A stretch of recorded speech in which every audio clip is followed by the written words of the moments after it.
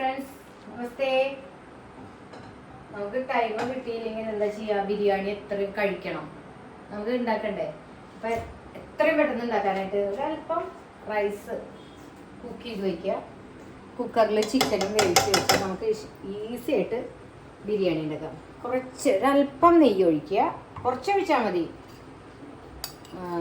ഇഞ്ചി, വെള്ളുള്ളി, ഗരം മസാല, പിന്നെ സാജീരകം, ഏലക്ക, ഗ്രാമ്പൂ എല്ലാം കൂടിയിട്ട് ഇടാം.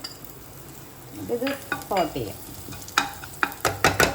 അതിനുശേഷം കണ്ടോ, രമ്പയില, അതായത് ബിരിയാണി ലീഫ് ഇട്ട് വെച്ച് വേവിച്ച കുക്ക് ചെയ്ത് വെച്ചിട്ടുള്ള ഒരു 70% വെന്തിട്ടുണ്ടാവുള്ളൂ ആ റൈസ്. കണ്ടോ, ബസ്മതി റൈസ് അല്ല, അത് കൈമ റൈസാണ് കേട്ടോ.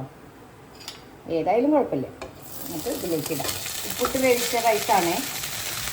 ഇട്ട് ഇനി ഇതിൽ കിടന്ന് വേവണം.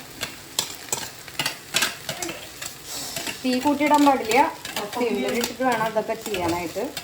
ഇതാ ബിരിയാണി റൈസ് ഇട്ടു.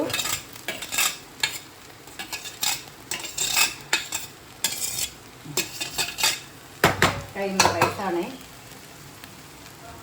പിന്നെ ഇത് ചിക്കൻ കുക്കറിൽ വേവിച്ച വെള്ളം സ്റ്റോക്ക് എന്ന് പറയും, ചിക്കൻ സ്റ്റോക്ക്. ഇത് ഇതിലേക്ക് ഒഴിക്കുക.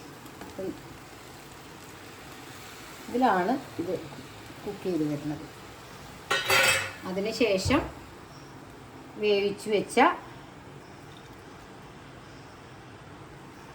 കാഷ്നട്ട്, കിസ്മിസ് വറുത്ത് വെച്ചത് കേട്ടോ. ഒരല്പം സവാള ഒക്കെ ഇട്ട് ദം ചെയ്യാം. ഓക്കെ, ഇതാ ഇനി 10 മിനിറ്റ് ഇത് സിമ്മിലിട്ട് ചെറിയ തീയിലിട്ട് കുക്ക് ചെയ്യുക.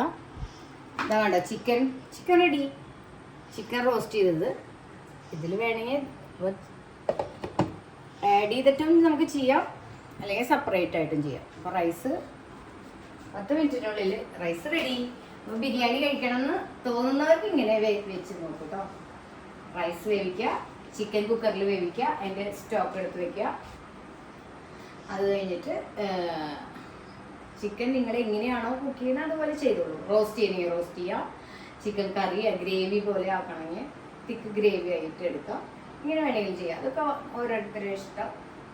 റൈസ് ഇതേമാതിരി ചെയ്യാം. രമ്പയിലിട്ട് വേവിച്ച് ഒരല്പം നെയ്യിട്ട് വെള്ളം തിളയ്ക്കുമ്പോൾ അധികം നേരം അരി വേവിക്കാൻ പാടില്ല കേട്ടോ.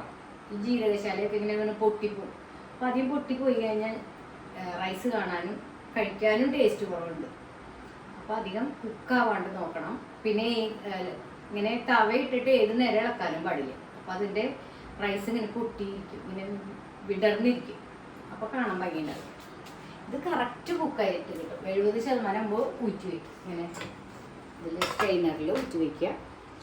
അതിനുശേഷം നമ്മുടെ ചിക്കൻ്റെ ഗ്രേവി നമ്മൾ എടുത്ത് വയ്ക്കുമല്ലോ, അതൊഴിച്ചിട്ട് 10 മിനിറ്റ് ലോ ഫ്ലെയിമിൽ വേവിച്ചാൽ ചിക്കൻ്റെ ഇവിടെ റെഡിയായി. ഇത് ചേർത്ത് നമുക്ക് ബിരിയാണി റെഡി.